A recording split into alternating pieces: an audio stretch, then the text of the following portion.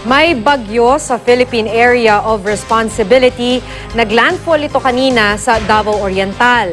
Kumustahin natin ang sitwasyon sa Davao Region na dinaanan ng bagyong Zoraida. Makibalita tayo live kay Marlon Palmahil ng GMA Davao. Marlon?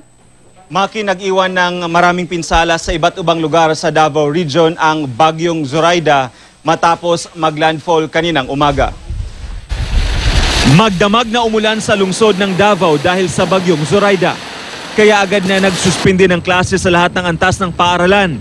Hindi na rin piniyagan ang mga biyahe sa pantalan mula Santa Ana Wharf, papuntang Talikod Islands sa Samal, Davao del Norte. Balik operasyon naman ang Sa Wharf sa mga biyaheng papuntang Samal matapos ipahinto ng Philippine Coast Guard ang kanilang operasyon kagabi. Pero pagsapit ng gabi, ipapatigil ulit ang kanilang operasyon para sa seguridad ng kanilang mga pasahero. Nagiba ang pader ng isang ice plant sa Barangay Lower Binugao, Toril District, Davao City. Alas 3 ng hapon kahapon dahil sa lakas ng ulan. Ayon sa mga residente, lumambot ang lupa kaya bumagsak ang pader. Nadaganan ang 2 bahay. Wala namang namatay o nasugatan sa insidente. Bumigay naman ng dike sa Barangay New Camiling sa Carmen, Davao del Norte kanina dahil sa pag-ulan na naranasan sa lugar na dala ng bagyong Zoraida. Sa inisyal na tala, nasa 100 bahay ang pinasok ng tubig matapos umapaw ang ilog doon. Gayunman, hindi pa lumikas ang mga residente dahil kaya pa naman daw nilang pagtiyagaan ang kanilang sitwasyon. Ganito rin ang nangyari sa Hinatuan, Surigao del Sur. Kahapon pa lang ay umalis na ang mga residente sa mga coastal area. Pansamantala silang nananatili sa mga simbahan at paaralan. Ipinagbawal na rin ang paglalayag sa dagat.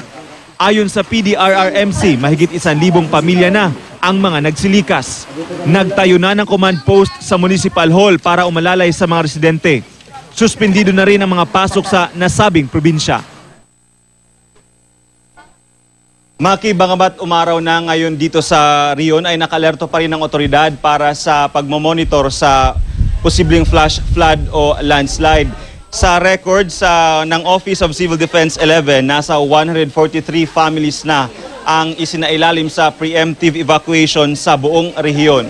Samantala, dito naman sa Davao City Recreation Center o Almendras Gym, patuloy na tumanggap ang GMA Southern Mindanao ng mga donasyon galing sa ating mga kapuso. Sa kasalukuyan ay nagtutulong-tulong ay maraming mga estudyante dito sa Almendras Gym ang nag-repack ng mga donasyon galing sa ating mga kapuso na ibibigay sa mga biktima sa bagyong Yolanda. Maki.